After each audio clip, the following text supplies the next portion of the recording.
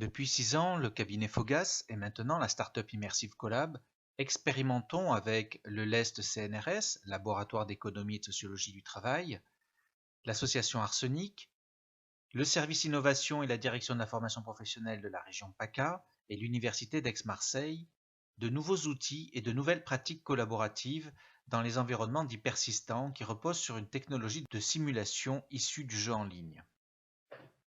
En particulier, nous intégrons dans ces espaces en 3 dimensions les démarches d'animation et de formation issues de l'éducation populaire ou de la pédagogie active.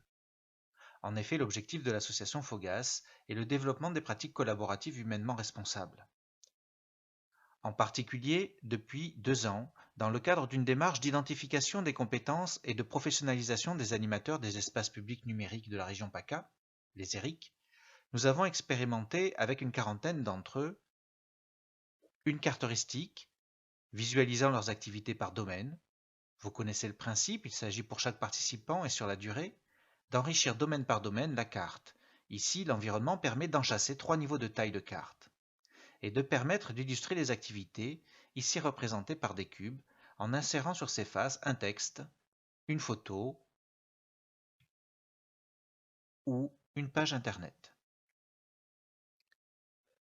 Mais aussi, plus particulièrement, des cartographies de savoir et des compétences des quelques 130 animateurs participants qui fonctionnent sur le principe des arbres de connaissances sur des graphes 3D appelés topologues, afin de localiser ces compétences en fonction de combinaisons de 3 critères.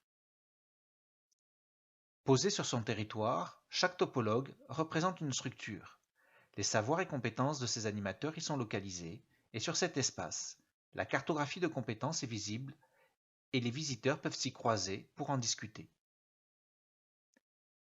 Les animateurs sont accompagnés dans le travail d'identification des savoirs et compétences, les saisissent sur des formulaires pour les voir traduits sous forme de cubes, localisés en fonction de leurs caractéristiques, type de finalité, type de résultat et type d'action.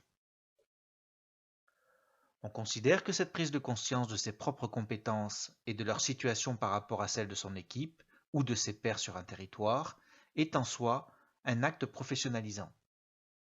Les complémentarités apparaissent autant que des zones de partage et de culture commune. Des espaces spécifiques à chaque structure exposent 4 différents types de topologues. Créés pour cette opération, ils donnent à voir comment se structurent les différents domaines de compétences et comment chaque animateur y trouve sa place, les savoirs partagés et les échanges possibles.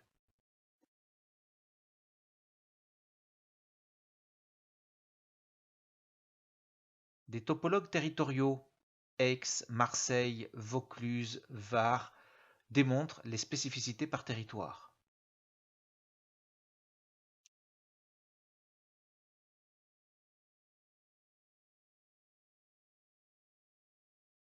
Ailleurs, une série de 6 topologues intégrant l'ensemble des compétences enregistrées, près d'1 millier aujourd'hui, illustre cette diversité sur l'ensemble de la région PACA.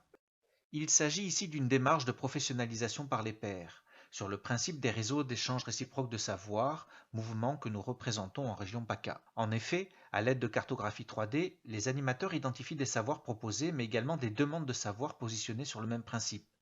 Les détails du savoir ou de la compétence, de l'offreur ou du demandeur, apparaissent à l'écran sur simple clic du cube concerné.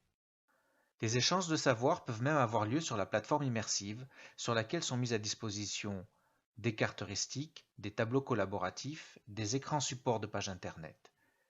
Les participants communiquent à l'aide d'un micro-casque et des traducteurs sont mis à leur disposition.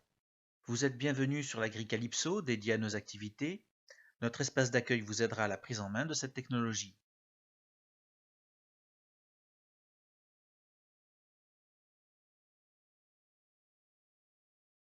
Et vous pourrez visiter l'espace dédié aux EPN et autres dispositifs sur lesquels nous expérimentons comment les visualisations 3D rendent intuitifs différents niveaux de complexité et comment elles sont aidées en cela par l'effet d'immersion.